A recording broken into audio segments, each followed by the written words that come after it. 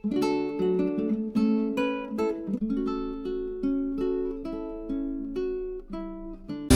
hari ini engkau datang dengan banyak masalah di hidupmu. Engkau membutuhkan kekuatan Tuhan. Tidak ada satupun yang bisa kita selesaikan dengan kekuatan kita sendiri. Kita butuh Tuhan dalam hidup ini. Di tengah keadaan yang semakin tidak menentu, jangan lepaskan pengharapanmu kepada Tuhan. Sebab Dia punya begitu banyak cara yang ajaib. Dunia semakin tidak bisa menjanjikan apapun kepada kita. Engkau tidak bisa menaruh harapanmu kepada manusia, kepada gajimu, kepada apapun saudara, selain kepada Tuhan. Sebab Dialah sumber kekuatan dan sumber pengharapan kita. Terima kasih Bapa, Engkau memberikan kami kesempatan hari ini untuk beribadah. Kami membuka hati kami Tuhan untuk kebenaran firman-Mu. Jadikan kami menjadi orang-orang yang bukan cuma mendengar, tapi kami pulang dan melakukan setiap firman yang kami dengar. Agar hidup kami berubah, agar nasib kami berubah, agar semua terjadi pemulihan di dalam hidup kami. Urapi hamba-Mu yang tidak ada apa-apanya, urapi setiap kami Tuhan. Kami buka hati bagi firman-Mu di dalam nama Yesus. Yang percaya Tuhan di tengah kita memberkati kita, katakan bersama amin. Tepuk tangan sorak-sorai buat Tuhan. Haleluya, silakan duduk Bapak Ibu yang terkasih. Shalom. Bagaimana kabarnya hari ini? Luar biasa. Saya percaya kita luar biasa sekalipun lagi ada masalah. Amin. Kita luar biasa bukan karena lagi ada masalah atau tidak saudara, ya, karena hidup ini selalu berputar. Ada kalanya kita sehat, ada kalanya sakit, ada kalanya kita senang, ada kalanya kita juga berduka. Karena itulah kita membutuhkan kekuatan Tuhan.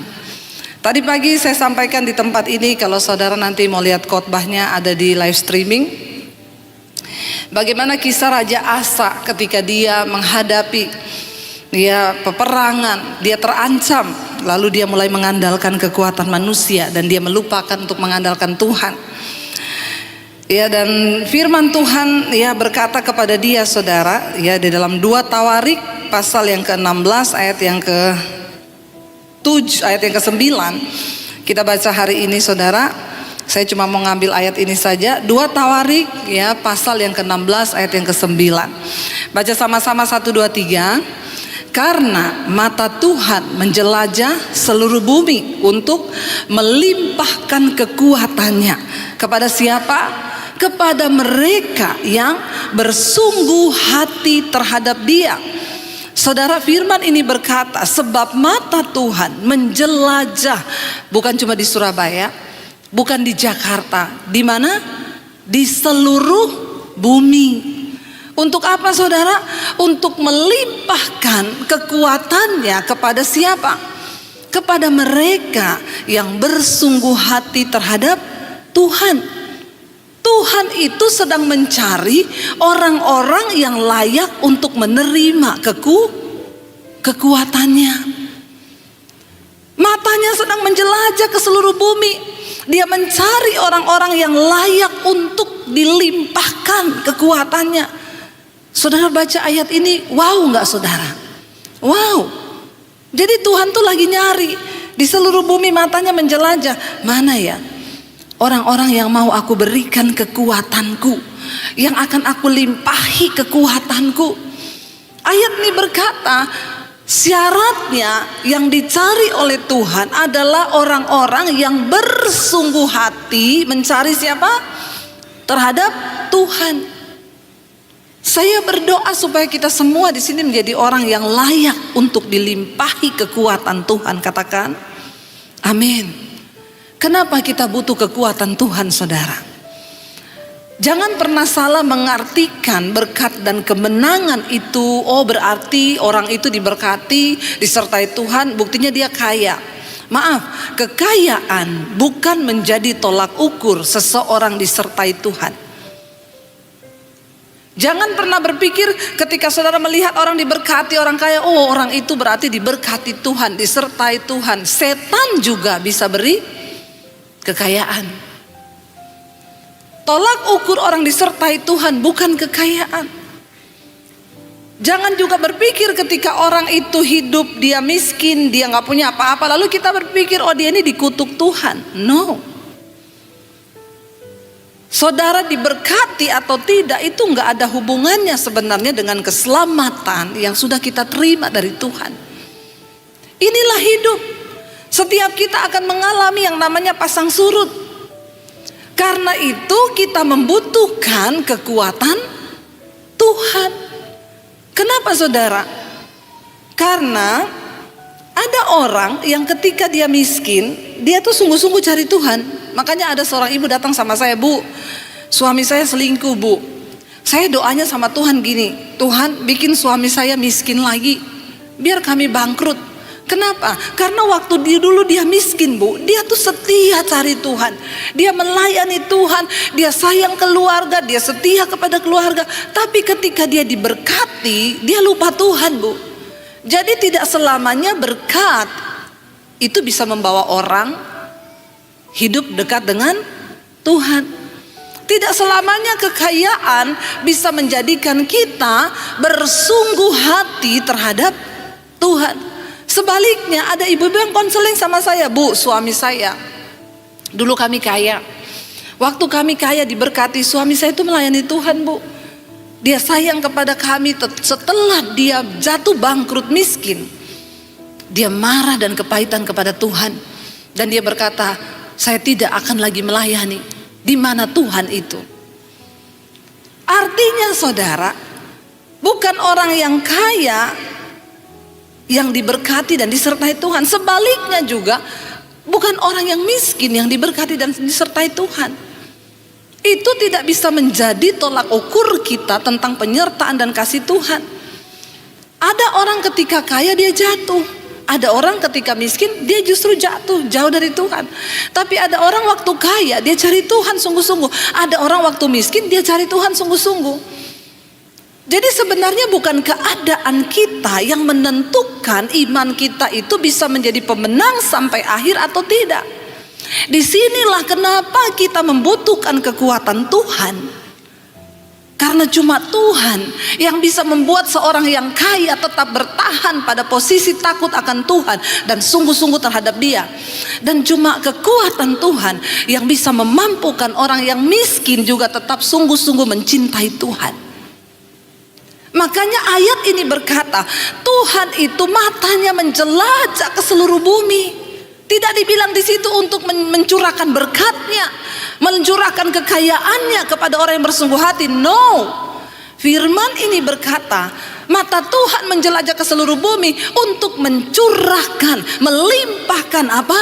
Kekuatannya. Kepada siapa? Kepada yang kaya, yang sungguh-sungguh berhak terhadap Tuhan, kepada yang miskin, yang juga sungguh-sungguh terhadap Tuhan. Karena kekuatan Tuhan itu yang memampukan kita. Amin, saudara. Kita harus mencapai kemenangan di dalam iman sampai pada garis yang terakhir, saudara. Di dalam kitab Wahyu pasal 21 ayat yang ke-7, firman Tuhan berkata begini. Wahyu 21 ayat yang ke-7, saudara. Barang siapa menang, ia akan apa? Memperoleh semuanya ini, dan aku akan menjadi Allahnya, dan dia akan menjadi anakku. Sebagai orang percaya kepada Tuhan, kita harus terus melangkah di hidup ini. Baik kita kaya, baik kita miskin, kita butuh kekuatan Tuhan supaya sampai pada garis akhir kita menjadi pemenang. Jadi gak ada hubungannya sama miskin atau kaya. Kita semua dituntut untuk menjadi pemenang. Barang siapa menang, ia akan memperoleh semuanya ini, dan aku akan menjadi Allahnya, dan ia akan menjadi anakku. Sebaliknya ayat 8 berkata apa di sana? Ayat yang ke-8 firman Tuhan berkata, baca sama-sama. Tetapi orang-orang penakut, orang-orang yang tidak percaya, orang-orang keji, orang-orang pembunuh, orang-orang sundal, tukang-tukang sihir, penyembah-penyembah berhala, dan semua pendusta, mereka akan mendapat bagian di dalam lautan yang menyala-nyala oleh api belerang. Inilah kematian yang kedua. Kenapa kita butuh kekuatan Tuhan? Supaya entah kita kaya, entah kita miskin, kita diberi kemampuan untuk terus menjaga hidup di dalam perkenanan Tuhan. Kita harus mencapai garis kemenangan. Kita harus mencapai garis finish sampai pada akhirnya. Jangan pernah meninggalkan Tuhan apapun keadaanmu. Saya ketemu dengan hamba Tuhan, dia bilang, "Bu, saya sudah hampir meninggalkan pelayanan. Enggak ada Tuhan-Tuhanan. Kenapa saya melayani Tuhan tapi saya tetap miskin?" Saya bilang, "Pak, engkau membutuhkan kekuatan Tuhan." Saya pernah ada di posisi itu, tidak punya uang 1 sen pun, tidak ada tempat saya jadikan tempat pelarian. Tapi saya tetap bertahan karena Tuhan memberikan aku kekuatannya untuk aku bisa melewati semua hal itu. Amin, saudara. Sebaliknya ada orang yang kaya, karena dia diberkati, dia lupa Tuhan, dia jatuh dalam persinahan, dalam kenajisan. Dia mempergunakan hartanya untuk sesuatu yang tidak dikenan Tuhan, karena bingung mau buat apa lagi uangnya. Akhirnya jatuh, berselingkuh, pelihara perempuan. Dan akhirnya dia melupakan Tuhan. Saya cuma bilang, engkau butuh kekuatan Tuhan. Jadi mau miskin, mau kaya, kita semua butuh kekuatan Tuhan untuk kita berjuang sampai pada garis akhir. Makanya saya mau bilang di sini buat kita yang hari ini merasa masih miskin, kekurangan, jangan sedih, karena di luar sana ada begitu banyak orang kaya yang sudah jauh dari Tuhan. Dan mereka juga sama-sama tidak memiliki kekuatan dari Tuhan untuk bertahan dalam kesetiaan sampai pada garis akhir. Makanya saudara, kalau kita lihat di sini ya, kita baca di dalam ya Filipi, mari kita lihat bersama. Filipi pasal yang keempat, ayat yang ke-13. Filipi pasal yang keempat, ayat yang ke-13, di sana Rasul Paulus menulis begini, segala perkara dapat kutanggung di dalam Dia yang memberi apa? Kekuatan kepadaku. Segala perkara bukan berarti hanya yang enak atau yang tidak enak, tetapi namanya segala perkara, baik enak, tidak enak, baik miskin, baik kaya, dia dapat menanggungnya karena apa? Tuhan memberi kekuatan kepada dia. Coba kita baca mulai dari ayat yang ke-12, saudara. Ya, Rasul Paulus menulis begini, mulai dari ayat 12, Filipi 4. Baca bersama, dia bilang apa? Aku tahu apa itu kekurangan. Aku juga tahu apa itu kelimpahan. Artinya, Rasul Paulus pernah ada di dalam satu keadaan dia benar-benar kekurangan. Enggak punya apa-apa. Yang di sini merasa kekurangan, jangan sedih. Semua orang-orang di dalam Alkitab dicatat sebagai orang-orang yang juga pernah ada di dalam titik yang sama. Mereka mengalami kekurangan. Bahkan saya pun yang hari ini menyampaikan firman Tuhan di depan saudara, saya pernah merasakan yang namanya hidup miskin tanpa ada apa-apa di hidup saya. Aku tahu apa yang namanya kekurangan. Sebaliknya Rasul Paulus bilang di sana apa? Aku juga tahu apa itu kelimpahan. Sebaliknya dia juga berkata, aku juga tahu apa yang namanya berkelimpahan itu. Semua yang aku mau bisa aku dapat. Dia pernah merasakan itu dalam segala hal dan dalam segala perkara. Tidak ada sesuatu pun yang merupakan rahasia bagiku, baik dalam hal kenyang maupun dalam hal kelaparan, baik dalam hal kelimpahan maupun dalam hal kekurangan. Baru muncul ayat 13, di sana dia berkata, segala perkara dapat kutanggung di dalam Dia yang memberikan kekuatan kepadaku. Yang kita butuhkan hari ini seringkali bukan jawaban atas doa kita. Kenapa? Karena Tuhan itu gak pernah terlalu cepat untuk menjawab doa kita. Setiap persoalan yang terjadi dalam hidup kita itu Tuhan punya rencana. Tuhan punya rencana. Dan kalau engkau belum mengerti kehendak Tuhan di balik masalahmu, Tuhan itu gak pernah cepat-cepat mau jawab masalah kita. Makanya banyak orang bertanya, Bu, kenapa ya? Saya sudah berdoa puluhan tahun buat suami saya, Bu, supaya dia bertobat. Tapi kenapa dia gak tobat-tobat? Saya bilang, ya karena ibu masih simpan kepahitan. Kenapa suami belum bertobat? Tuhan mau ajar ibu memiliki kasih. Doa sungguh-sungguh, layani suamimu sekalipun dia menyakiti engkau. Kalau ibu sudah melakukan itu, maka bagi Tuhan itu cepat. Jadi semua masalah yang terjadi di hidup kita itu ada rencana Tuhan. Makanya firman Tuhan berkata, Allah itu turut bekerja untuk mendatangkan kebaikan di dalam segala perkara.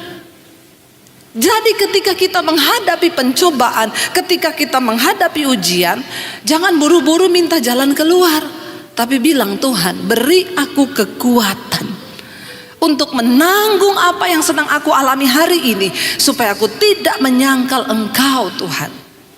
Kita tahu di Alkitab doa AG, dia berdoa apa? Tuhan, jangan berikan kepadaku kekayaan, supaya jangan kalau aku kaya, aku melupakan Tuhan yang sudah menciptakan aku.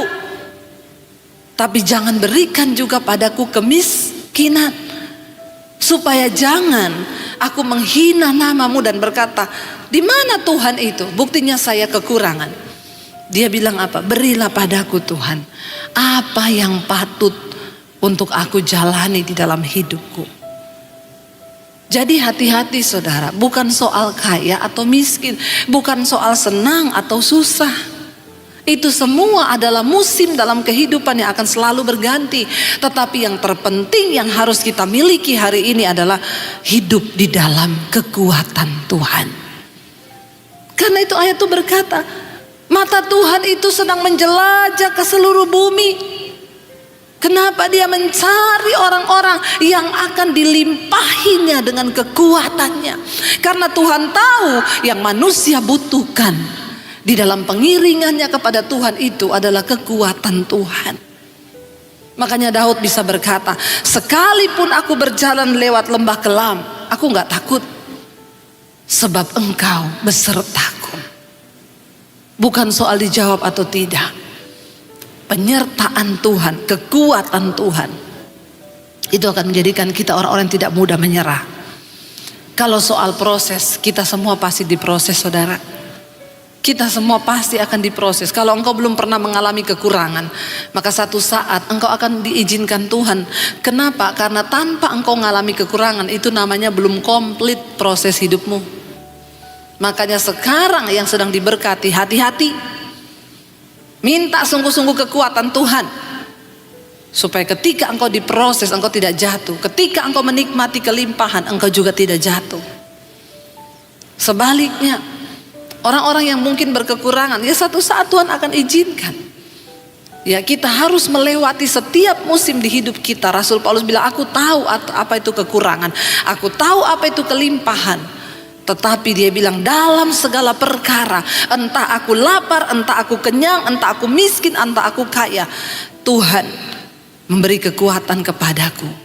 Segala perkara itu dapat ku tanggung di dalam Dia yang memberi kekuatan kepadaku.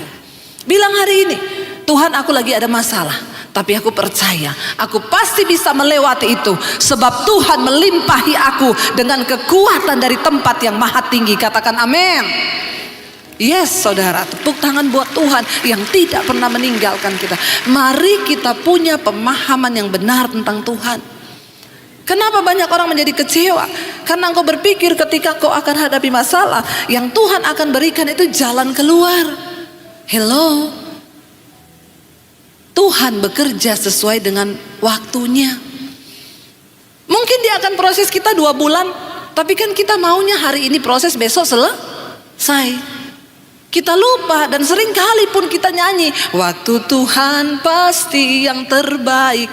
Tapi berapa sering juga kita, Tuhan besok dong Tuhan selesai masalah saya, Tuhan lusa dong Tuhan. Ingat, waktu Tuhan. Engkau pengennya besok, tapi Tuhan bilang 2 tahun. Amin. Saya ikut Tuhan, susah terus saudara. susah terus, puluhan tahun, kekurangan terus, ya, difitnah terus, ya, dijatuhkan terus, ya, puluhan tahun. Tapi Tuhan melimpahiku dengan kekuatannya. Dan itu yang tetap membuat saya kuat dan berkata, Engkau baik Tuhan. Bahkan ketika setan menawarkan, balik ke keluargamu, tinggalkan Yesusmu, balik ke agamamu, buang Yesus, saya tetap berkata, Tuhan, apapun keadaanku hari ini, Engkau baik. Karena aku sudah diselamatkan. Tidak ada satupun keadaan di hidup yang bisa menukarkan keselamatan yang sudah Tuhan berikan buatku. Dan itu cukup bagiku untuk berkata, Engkau baik. Sekalipun saya berkekurangan hari ini, saya pernah merasakan, saudara, mau makan tuh gak ada duit. Saya pernah mengalami itu. Saya puasa terpaksa puasa karena memang uang itu, berkat itu cuma cukup makan 1 hari 1 kali. Saya pernah mengalami itu. Kenapa sampai hari ini saya tetap kuat bertahan? Semata-mata cuma karena kekuatan dari Tuhan. Air mata tiap hari. Saya tidak akan pernah izinkan iblis untuk mengintimidasi saya dan membuat saya menyesal kenapa saya ikut Yesus. Saya cuma tahu satu hal, semua yang Engkau izinkan terjadi itu Tuhan mendatangkan kebaikan. Mungkin karena dulu karakter saya terlalu rusak. Mungkin karena dulu saya terlalu banyak dosa, makanya prosesnya itu lama. Tuhan bersihkan sehari satu-satu, dibersihkan ranting-ranting yang busuk, ranting-ranting yang kering itu dibuang. Dan itu tidak gampang. Cuma kekuatan Tuhan yang memampukan saya bertahan. Apakah saya nggak disertai Tuhan? Saya disertai Tuhan. Apa ketika saya berkekurangan, saya nggak disertai Tuhan? Mungkin orang keluarga saya yang melihat saya berkata, syukur, siapa suruh ikut Yesus. Tapi saya mengerti Tuhan sedang mempersiapkan saya. Dan tidak ada pilihan lain selain ikut menjalani proses Tuhan itu. Biarkan orang lain yang nggak tahu berbicara. Biarkan orang-orang yang nggak ngerti rencana Tuhan menghina. Biarkan, saudara. Yang terpenting engkau mengerti tujuan Tuhan atas hidupmu, dan itu cukup. Enggak usah peduli dengan kata orang. Enggak usah peduli dengan hinaan orang, sebab mereka tidak tahu rencana Tuhan atas hidupmu. Tapi pastikan kita tahu rencana Tuhan. Pastikan engkau tahu akhir dari perjalanan iman itu apa. Kita enggak butuh pujian manusia. Kalau dipuji jangan terlalu tersanjung. Kalau dihina jangan terlalu jatuh. Jangan terlalu kecewa. Biasa saja. Inilah kehidupan. Jalani bersama Tuhan yang terpenting. Kenapa saya bisa tetap kuat sampai hari ini? Semata-mata hanya karena kekuatan Tuhan. Dengar baik sore ini, saudara, kita semua butuh kekuatan Tuhan. Enggak usah ngajarin Tuhan, cepat jawab ya Tuhan, kalau bisa besok, kalau bisa bulan depan. Enggak usah. Waktu engkau duduk nangis di kaki Tuhan dan berkata, beri aku kekuatan untuk menanggung setiap perkaraku. Hati Tuhan luluh. Ketika engkau berkata, Tuhan beri aku memahami apa yang sedang Tuhan mau dari hidupku. Semua proses yang kita jalani di hidup ini ada rencana dan maksud Tuhan. Dan goal dari setiap proses kita, yang Tuhan mau cuma kita ngerti apa kehendaknya. Itu aja. Waktu engkau ngerti kehendaknya, maka engkau akan melihat, saudara, bagaimana berkat Tuhan mengalir atas hidupmu. Bagaimana Tuhan akan berperkara. Dan bagaimana kita dipersiapkan. Bagaimana hidup kita bisa berdampak. Engkau tidak akan mungkin pernah bisa berdampak bagi banyak orang kalau engkau tidak lebih dulu diproses oleh Tuhan. Semua orang di Alkitab yang sudah mengalami kesuksesan, kisahnya semua pernah mengalami salib terlebih dahulu, kesengsaraan. Tapi manusia itu seringkali tidak mau.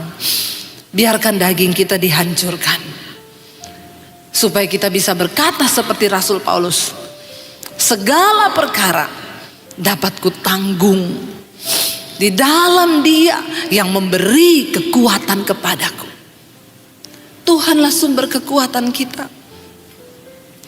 Bukan soal miskin, bukan soal kaya, tapi soal kita kuat atau tidak menjalani hidup. Soal berapa kuat kita ini bisa berperang.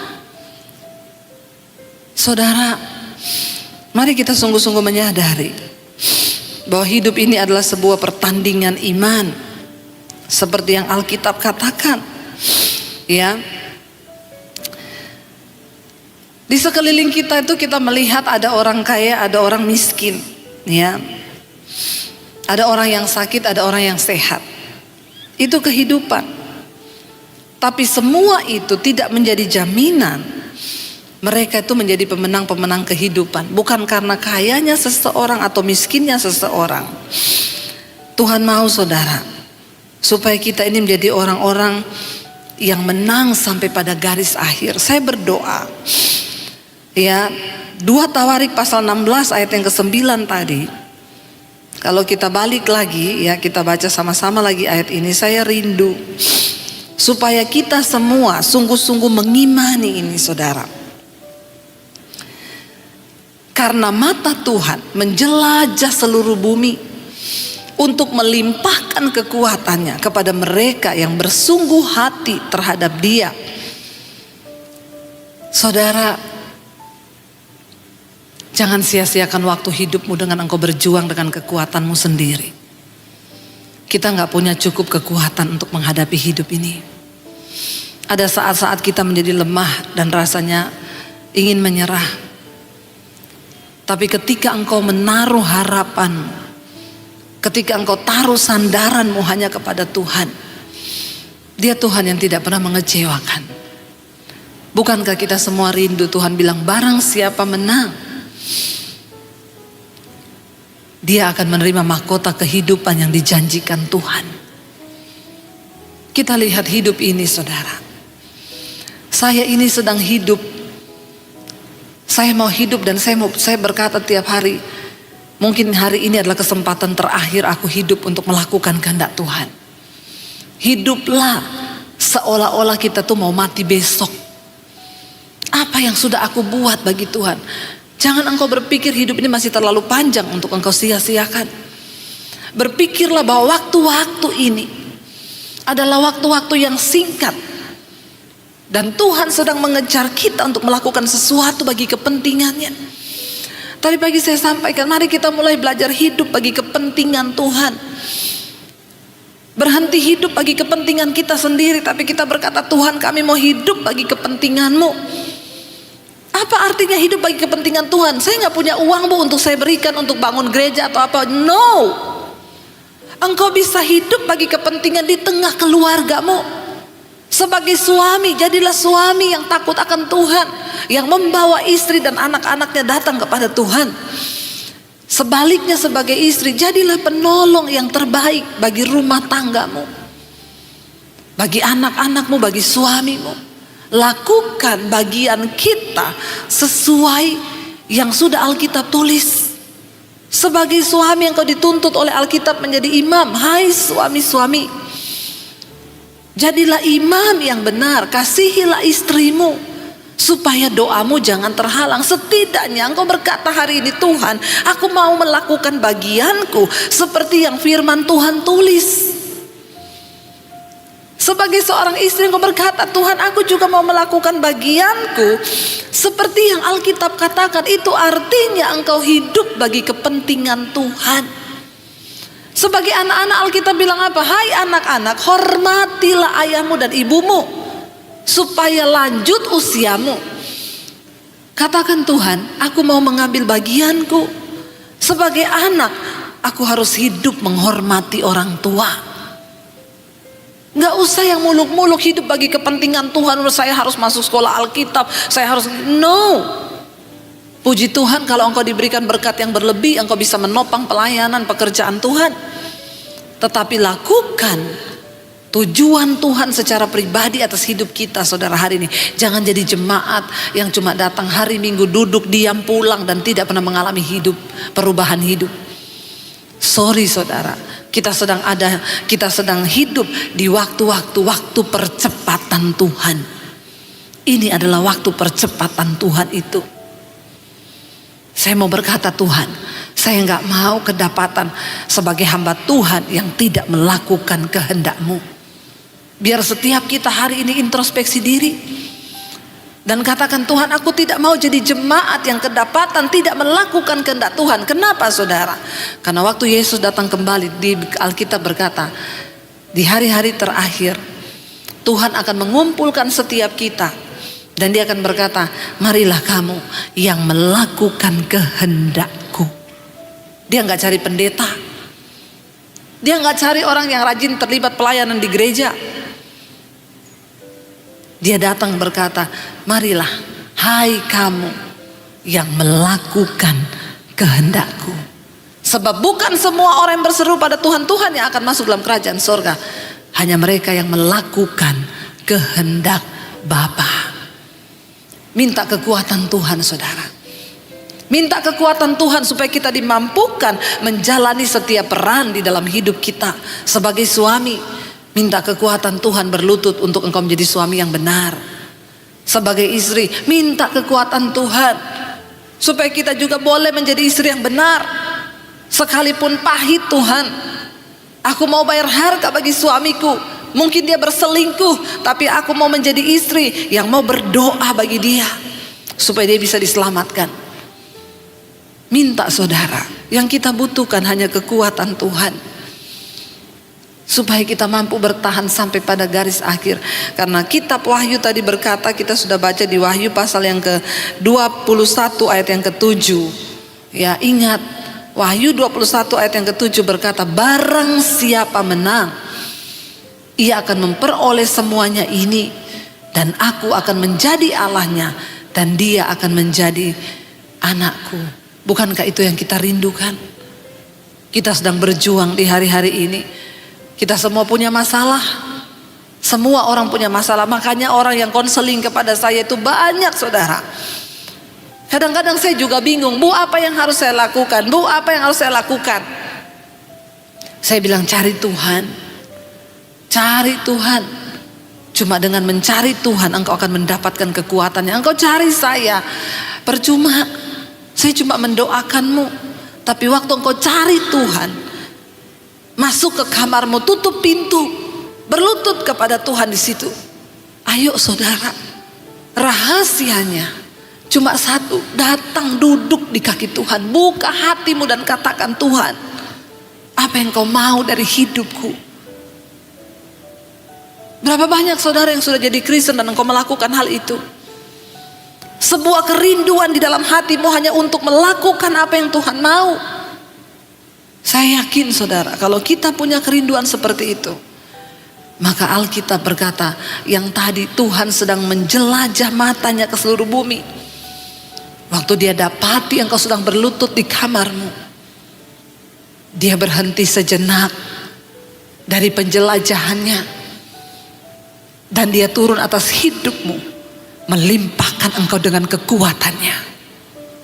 Dan saudara bisa bayangkan kalau kita mendapatkan kekuatan Tuhan, itu artinya engkau memperoleh kemenangan yang sesungguhnya di dalam hidupmu. Kenapa? Karena tidak ada satupun keadaan yang bisa membuat kita jauh dari Tuhan. Dalam segala perkara Rasul Paulus bilang, aku dapat menanggung segala perkara itu di dalam Tuhan yang memberikan kekuatannya kepadaku. Biar kita semua mau hidup sungguh-sungguh dekat dengan Tuhan. Biar kita semua mau hidup sungguh-sungguh melekat dengan Tuhan hari-hari ini. Kita tidak bisa lagi pakai kekuatan kita saudara. Kita cuma butuh kekuatan Tuhan. Sebab Dia yang sanggup membawa kita menang. Hari ini saya rindu membawa saudara ketemu secara pribadi dengan Tuhan. Lewat penyembahanmu saya undang para imam musik. Mari datang pada Tuhan secara pribadi. Saya hanya menyampaikan apa yang sudah firman Tuhan suruh sampaikan. Tapi hari ini saudara praktek, cari Tuhan secara pribadi. datang lewat pujian penyembahan, berhubungan langsung dengan Tuhan, supaya engkau mengalami kekuatannya, supaya engkau mengalami hadiratnya yang akan membawa engkau kepada kemenangan. Bangkit berdiri bersama saudara.